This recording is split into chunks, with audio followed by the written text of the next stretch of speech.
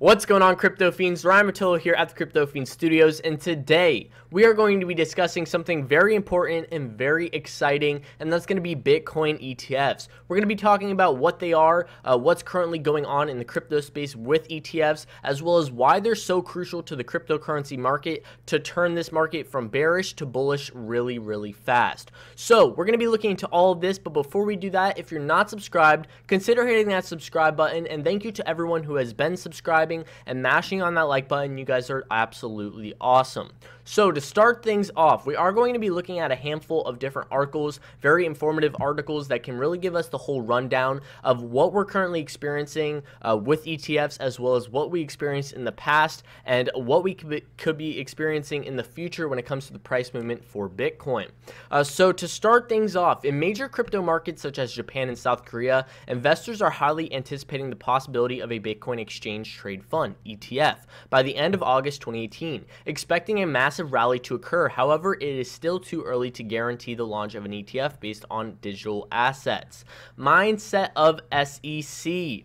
The U.S. Securities and Exchange Commission has rejected 2 Bitcoin ETFs to date, one submitted by SolidX and the other filed by the Winklevoss twins, who operate a major U.S.-based cryptocurrency exchange, Gemini.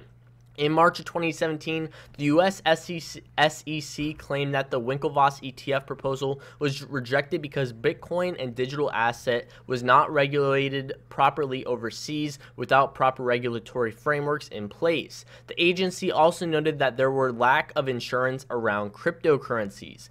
Evidently, as of July of 2018, the global cryptocurrency market has a rigid regulatory framework in place pertaining to the anti-money laundering policies and standards of securities. Overseas markets like Japan and South Korea arguably have better regulatory frameworks than the US, with Japan leading the G20 in creating an international standard for crypto regulation. So to run that whole down for you guys, back in March, over the past couple months, we did have 2 attempts at initiating ETFs for cryptocurrencies. Pretty much 2 companies reached out to the SEC and said, hey, can we have Bitcoin ETFs? And again, to sum up what an ETF is for you guys, an ETF is a way of having insurance and a state of mind that your funds are backed up. Because right now in the crypto space, you are on your own. When you invest in something, that cryptocurrency that you hold in your wallet is yours. If you happen to lose it, there's nothing you can do about it. Now, the benefits of ETFs, it can really help when it comes to the overall security of cryptocurrencies. For any reason, if you happen to lose your Bitcoin and it was in the form of an ETF, it would be backed up by insurance, so you can file an insurance claim and get those funds back. So that's what a lot of people, a lot of companies have been doing right now with the SEC, is reaching out, trying to allow ETFs to come into the space. And we could be having ETFs come into the space very soon, and we're going to be reading into that in a second. The issues mentioned by the SEC in March are now irrelevant, and with the Chicago Board Options Exchange filing with the SEC for a Bitcoin ETF equipped with full insurance, the lack of insurance in the crypto market has also become a non-issue. So before this whole situation, the SEC was using the excuses that there's no really regulation behind cryptocurrencies right now, or there's no insurance to back up cryptocurrencies right now. But now there is a lot of regulations taking place over in Japan and South Korea, and Japan is leading the G20, which is that organization that is running the regulations. So there are regulations being set up around the world right now, and with that comes insurance. Right now, the Chicago Board Options Exchange is filing for ETFs to be initiated for Bitcoin, and they do have the insurance to back it up. Down here, the agency does not have anything to gain. This is talking about the viewpoint of the SEC. Why hasn't the SEC really accepted ETFs recently? The agency does not have anything to gain by approving any cryptocurrency-backed ETFs, because if the ETFs turn out to be massively successful in the U.S. market, the SEC does not benefit from it. However, if the ETFs begin to cause problems that cannot be controlled by the agency, the SEC could be responsible for them. So at this kind of stage, I understand the situation that the SEC is in. in. They could say, yes, we are going to accept ETFs and everything can turn out great, but the SEC does not benefit from it, which is unfortunate that they don't want, their U.S. investors to prosper in wealth. But then on the negative side of things, if the ETFs begin to have problems in the crypto space, it looks bad on the SEC, and the SEC most likely will be responsible for that. So this is just talking about past experiences. Down here, positive takeaway. The SEC has been skeptical towards new asset classes and emerging commodities.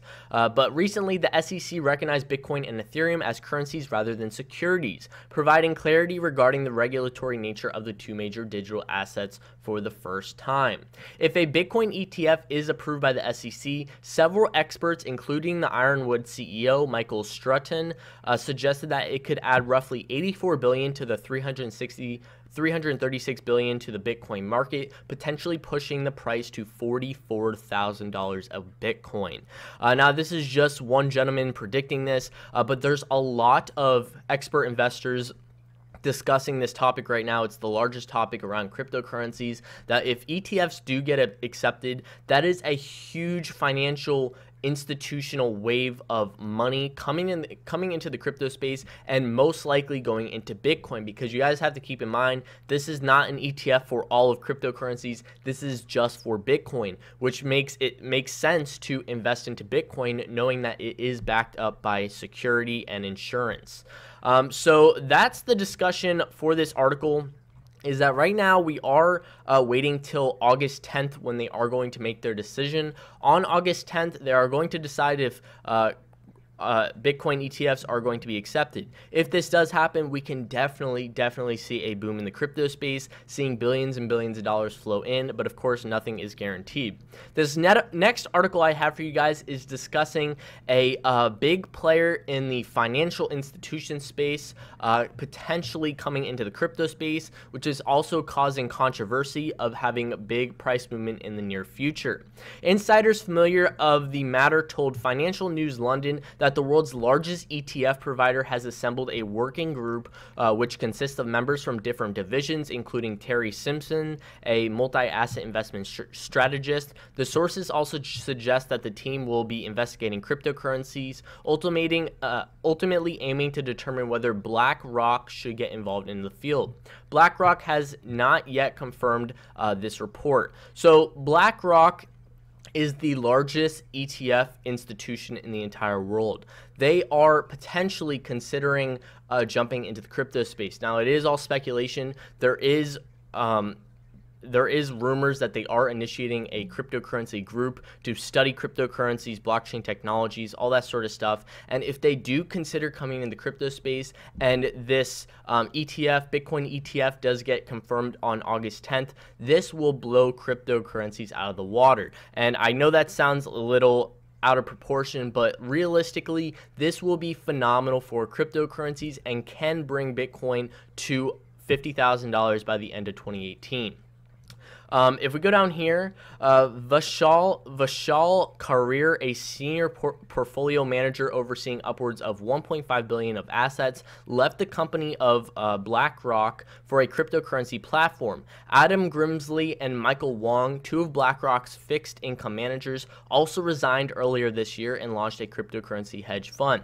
This is discussing that a lot of team members of BlackRock are leaving BlackRock to start cryptocurrency startups, whether it's exchanges, hedge funds, stuff like that. So this is a big reasoning why BlackRock could be looking into starting ETFs for Bitcoin. The alleged move on BlackRock caught the attention of cryptocurrency trader and host of CNBC's crypto trader show, Ran Neuer. The difference between a future and an ETF is that an ETF has to buy the underlying, taking liquidity out of the market. When the world's biggest ETF company is looking at crypto and the SEC has no real reason to block the next ETF, it could get a little exciting. Guys, this is awesome. I mean, this is a really exciting article. We haven't had this really any bullish news in quite a while in cryptocurrencies. We have kind of been bear for quite some time, and this could literally be the turnaround, the mid of August. So right now where we stand, we have companies reaching out to the SEC proposing Bitcoin ETFs. Right now, there's really no reason why the SEC should deny the ETFs. We have regulations in place around the world, as well as insurance to back up the ETFs. Those were the two reasonings why they did not accept the last two earlier in March. If this ETF does get confirmed, we could see the potential of BlackRock, the largest ETF institution, coming into the crypto space, flooding billions and billions of dollars into the crypto space. And by the end of the year, a lot of expert investors are saying they could see Bitcoin at roughly $50,000. So I don't want to get you guys too excited because, of course, it is all speculation. There's real no way to determine what's going to happen until we hear this news around August 10th. Right now, Bitcoin's sitting around $6,700. It has been on a 4% rise today due to this exciting news that we all heard about yesterday and today. So until then, we will have to sit around and wait. Let me know down below what you guys think about this news. Personally, for me, I think this is incredible. Over the past month or so, I have been adding to my portfolio, picking up a handful of altcoins. I have not been picking up Bitcoin, but I have been picking up Cardano, Neo, Dent. I also just recently picked up Utrust, handful of cryptocurrencies I'm keeping an eye on as well. So let me know down below what you guys think about this news. Is this the turning point for cryptocurrencies, the news we need to see that $1 trillion market cap? Let me know down below. Thank you guys so much for watching. If you're not subscribed, hit that subscribe button if this video was informative. Thank you guys so much, and I will catch you in the next.